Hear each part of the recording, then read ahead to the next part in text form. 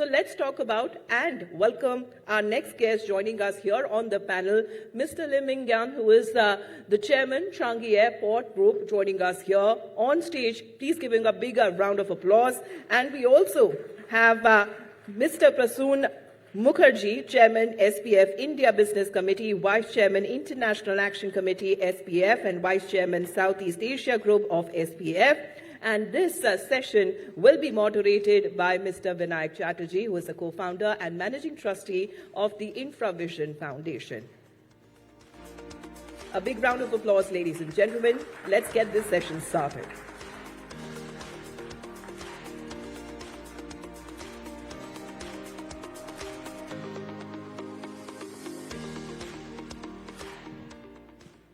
Good morning, everybody. We are ready to launch off into our discussion.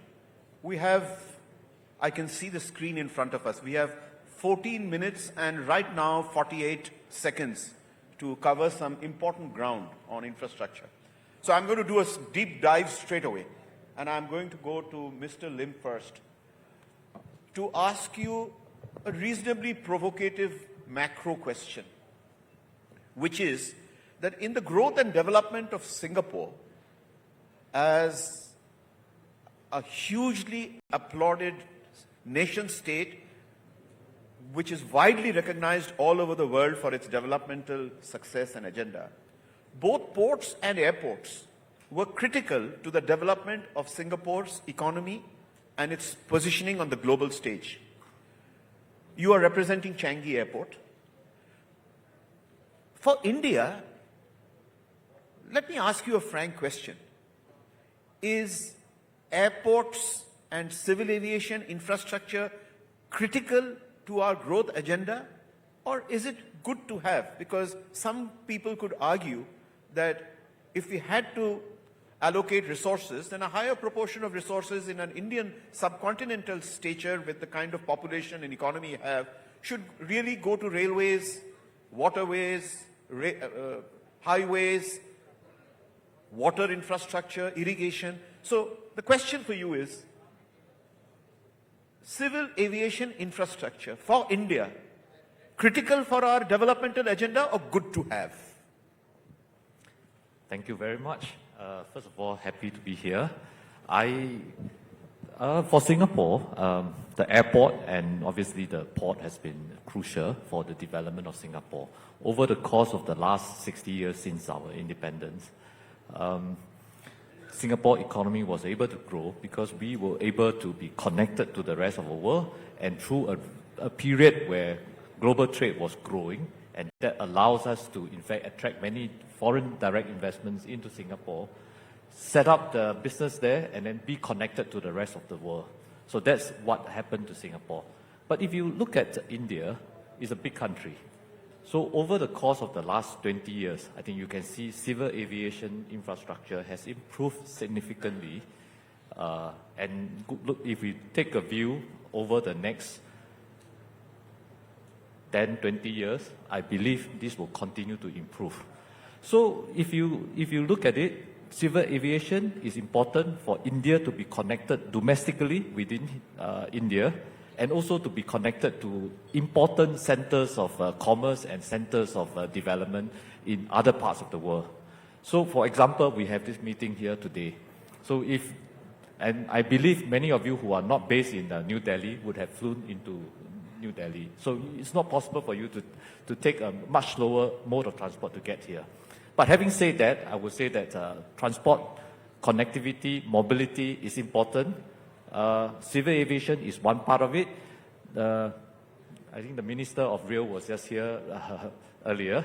So railway connection, I think, is important. And I've seen other geography where airports and railway stations are very well connected. They are quite seamless for passengers to move from one location to another location through a multimodal transport mode.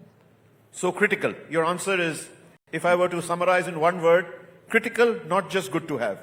Right? Yes, okay? absolutely. Thank you. So Prasoon, I'm going to come to you after about 2-3 minutes, till I'm going to make Mr. Lim slightly uncomfortable with another unsettling question. Okay with you, Mr. Lim? Okay.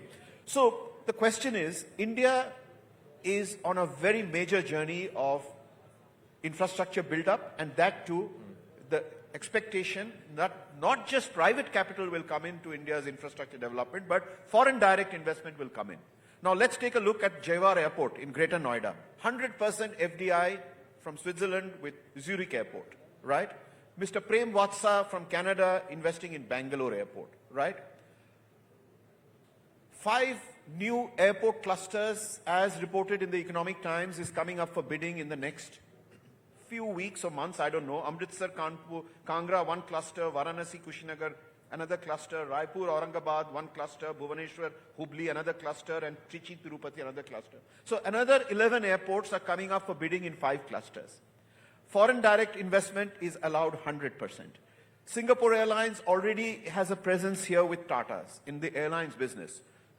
The question I have for you, sir, can we expect Changi Airport to get more active in the prospects of investing in Indian airports wherever there are PPP bids coming up? Because you have a small investment, 26% if I am right, or maybe it's a little higher now, in Durgapur Airport. That was done some time back. But among the largest swath of airports that are coming up, could we see more enthusiastic participation by Changi Airport? What's your thinking on that? Thank you very much. Very interesting question. In fact, I just want to let everybody know that Durgapur is doing very well. So we are able to add value to an airport despite the fact that it is a relatively small airport. Having said that, I would just like to come back to this question about the Indian aviation market. I think this is definitely a growth market. From CAG's perspective, we monitor very closely, and we are watching, in fact, how we could perhaps be involved with some of these airport projects. There are many ways in which you can get involved. I think if you talk about direct investments into an airport, it is like very much a real estate investment or a major infrastructure investments where the local context becomes very important. So CAG is good at managing airport. So we are happy to continue to work with investment or investors who are familiar with the local context, where if we can bring the technical and the competency and expertise in the management of airport and to marry up with someone who is familiar with the local context. Because no matter how, many of my colleagues are not born and bred in India, so they may not be familiar enough with the environment here. So to do a major investment like this, it will require time for us to understand the market. So, but to work with partners who are able to take care of some aspect of the business, and we bringing some value that we are good at, I think that will be perhaps a win-win So that's a very happy answer to this question, that many people who are eyeing the prospects of becoming airport developers, at least for the new round of bids that are coming up, or maybe existing airports divestments, it's a very happy message you're giving that Changi Airport is open to discussions on different kinds of potential partnerships, but you would wish to rely heavily on a lot of heavy lifting being done by the Indian partner. So that's a happy message, and over time, I think we will use Prasoon to keep reminding you of this as we go forward. Now, you are now spared, sir. Now I'm going to ask some uncomfortable questions to Prasoon.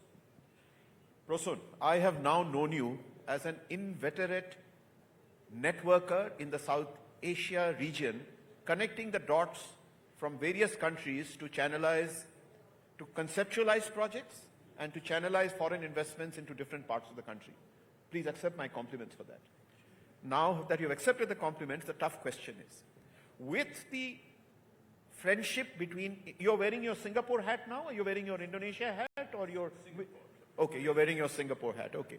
So wearing your Singapore hat now, the question for you is, with the very well-documented friendship over decades between India and Singapore,